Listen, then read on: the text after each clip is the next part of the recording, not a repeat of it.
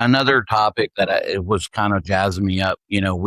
Some of us were in SDL this morning, the Service Drive Live. Shout out to our boys. We were in the Service Drive Live meeting and for any of you guys that are wondering what that is, it's mostly fixed ops people in there just trying to get better every week over week, talking about things that are important in industry and how to get better. So what we talked about today was, service advisors and, what the role looks like these days, things like that. And, we kind of have some of our own thoughts after the fact. And I know for sure, like, what I see that the service writer role is really evolving over time, especially with all the AI stuff, the technician videos, all of these things where like the technicians are adding a lot of this value to selling to the clients. We're taking our roles have creeped. We've got a little bit of scope creep into this area, or we're taking on some of these tasks that were for a long, long time a service writer deal. We're becoming more customer facing over the last few years because of the videos. And I think, and then there's also all this administrative stuff that I know that they do a lot of administrative stuff, but we're talking about technicians doing some of the warranty claims and like, dude, it gets wild, right? And I was a little bit blown away by being flat rate techs doing that type of stuff, which I thought was pretty interesting that, they were actively talking about that in the chat and then also in the meeting. It's not unusual for Brent and I because we're in heavy duty, and in heavy duty, we do a lot of our own claims, like for Cummins and things like that. So we're familiar with doing our claims, but we're hourly. We get paid no matter what, but I also can see, like, from a flat rate point of view, that you guys would want to be in control of your own destiny, so to speak, kind of have an idea what you're going to get paid on that job and things like that. And so that does make good sense to me.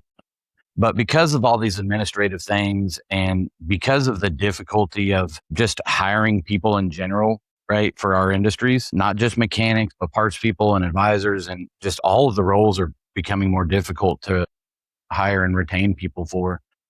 It occurred to me in the meeting that there may be a possibility for an administrative side of, say you got six riders and you may have three of them just dogging out on writing work orders, closing work orders, just administrative tasks, just hammering on that.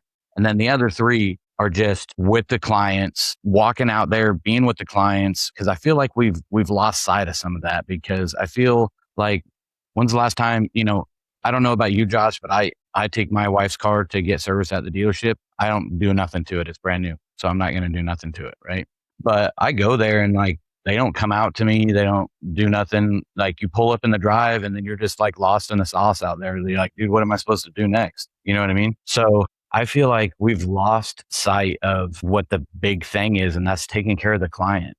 The client shows up and there's supposed to be somebody there to take care of the client. And I feel like we've lost sight of that because I'm assuming that we're burying these people in a bunch of administrative work, or just by and large, they're just lazy. I don't know, but I'm going to give them the benefit of the doubt and say that we got them buried deep in some administrative tasks. What do you think, Josh? Because you're on the drive every day.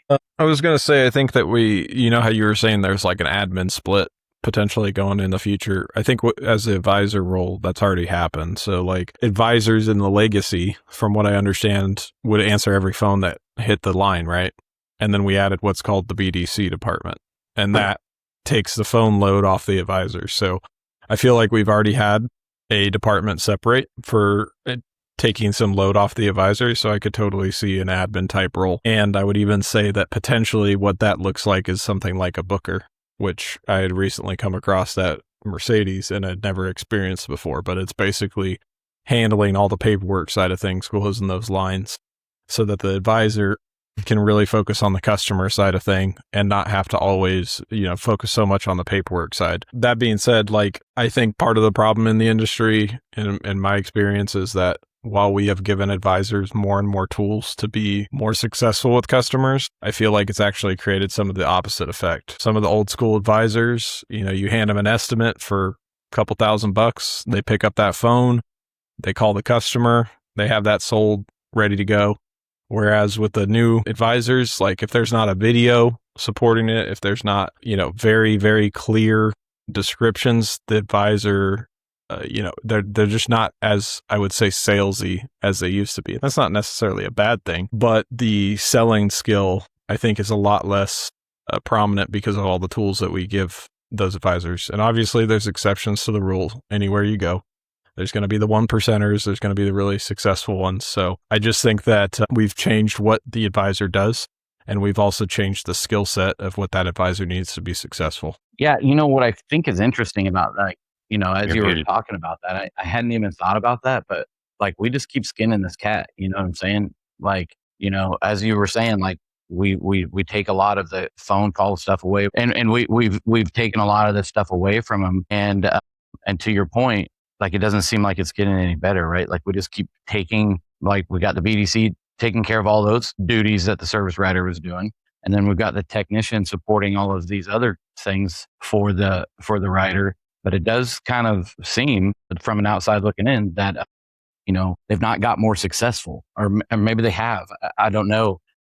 But it does seem that way, right? I'd say from the customer standpoint, I mean, we could just look at, your experience, right? That would be something we could take into account.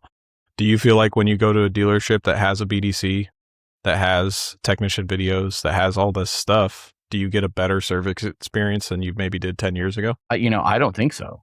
Like, I mean, at least not my experience. You know what I mean? I don't think I think you're right. I think it's gone backwards, which is pretty interesting because it's kind of an epiphany that's just going down in my brain. Brent, holler at us about HD. I have experience in HD because that's what I do as well. And our service riders, they're not real customer friendly, if I'm being honest with you, from my experience. Is that the experience you've had, Brent, or you guys got a journeyman service riders up there too, or what's the deal? I think, yeah, there is a difference between the heavy duty and automotive advisor side of things. Our advisors, like Marshall, working in the dealer, they're there for check in, check out, follow up with customers on estimates, that kind of thing. But I think because in the automotive world, you'll move from technician to advisor, and you might go back to technician and that kind of thing, right? So, but in our world, on the advisor side of things, there's no real technical background, I guess you could say, for our advisors, right? So yeah, so I think there is a big difference between the two. I think the automotive world does it way better than the heavy duty world. Do you think that your advisors treat their customers with the service mindset, or is it like, you're here for business, your truck's broke, this is just part of the job? Like, I think what automotive really tries to do when it's done well is give the customer above and beyond experience. Like, you go to a restaurant, it's service, right? Like, you're trying to create a good experience for that customer in a situation that's rough. Do you feel like that's heavy duty? I think for the dealership side in heavy duty for trucking, yes. Right? Because a lot of the big dealers, we've got a customer lounge, we've got showers for drivers, right? Because we know they've been on the road. There's all kinds of things that we're doing for the better for the customer experience. If you go to the independent shops, that kind of thing, you're probably not going to get that feel, right? So I think we do good that way, but yeah, it's like I said, I still think the automotive world's got it way better. Like, we still don't do video inspections, right? We do inspections, as a truck comes in, if it's just in for some basic maintenance, we're going to do an inspection, see if we can find anything. The advisor's going to follow up with that, right? But a lot of it too, yeah, is not like how you guys handle it, right? The customer experience, right? I think the dealer I'm at now far exceeds any other dealer I've been at when it comes to the customer experience, right? So I think that part of it too is that trucks are usually used for business, where with a customer, I really have to earn their business, right? It's not something that is going to make them money most of the time, right? A customer comes into me and they're having a bad day. Their $50,000 car that they still owe payments on needs $1,000, $2,000 worth of work now, right? So it might be different because of that aspect. I'm sure pay goes into it as well, because we obviously pay our advisors differently than that's what sounds like you guys as well. But when the advisor role is done right, it is a customer service. It is to make that customer's experience better. And that's where I feel like we've lost sight of that sole role, Yeah. Yeah. That's where I'm at with this. I feel like the customer service side of things is just gone to the wayside. And I, we've never been great at it in heavy duty, but And you know, to be honest with you, I don't think it's got any worse. I think it's just kind of Steady. stayed the same, Yeah. which, you know, I feel like if they were to kind of take that to the next level, which is why I hang out with so many of you guys in the automotive, is because I'm really interested in how you guys do some of the things that you do. The customer service in automotive is so much better than it is in heavy duty. So, ladies and gentlemen, just to add a little bit in here, the boys are talking about how we're overloading service advisors, right? It doesn't seem to matter what industry. Like having a conversation offline and elsewhere, we keep adding processes and tools and AI and all of these things that just complicate the day of the advisor, and we're not benefiting the consumer. I don't understand how it is that we have all of these shiny new tools for advisors, and yet we have 3 people giving the same basic answer of it's not actually making it better. Like the customer experience doesn't appear to be getting better. It appears to be staying the same as it was before, which means it's costing us more and not producing results, or it's getting worse. Are we giving these advisors these tools without the training? Are we giving these tools to advisors without leadership? What is it that we're doing? If we want to improve what they do, they're suggesting things like separating the administrating task back out, which is interesting because we've also had conversations in SDF and at large and LinkedIn and other forums that we are pulling the cashiering back into advisors to remove the cashier from that process. But is doing so actually helping? Now, Michael Barrich and David Sparks and Corey Smith and Eric Howdegi will shout at the rooftops about the delivery process and that cashiering is part of that delivery process. And that's only one aspect. There's so many different aspects of being a service advisor, but that's just one area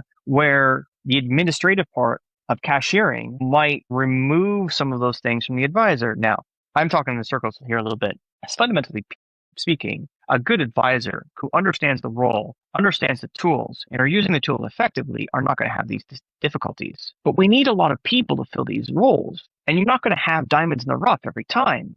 You're going to have to train, you're going to have to work, and you're going to have to measure how they do all of these processes, and you're going to have to deliver these processes and these tools in a way that they can be successful.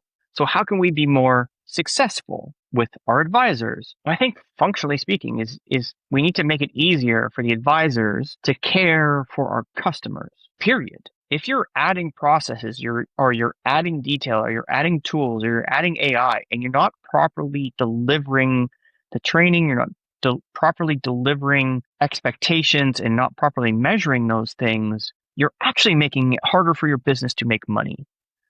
And from a technician standpoint, because this is why we're doing this in the first place, why are technicians doing so many more administrative tasks that realistically speaking are talking about advisor things? So are we making our life difficult as technicians by allowing ourselves to do so many more administrative things, which actually results in a more poor customer experience? That pulls in that layer of high value leadership, of understanding what each role should be doing, what each role should be doing well, and what areas the individuals in each of those roles are doing, so they can either train them up, hold them accountable, or show them the door if they're not taking on that learning and that coaching, that training, and utilizing it to its most effective nature and helping our consumers. So on that note, think about your store as a technician, your store as an advisor. What's really complicated right now that shouldn't be? Think about that thing. Hold on to that thing. I want you to write about that thing.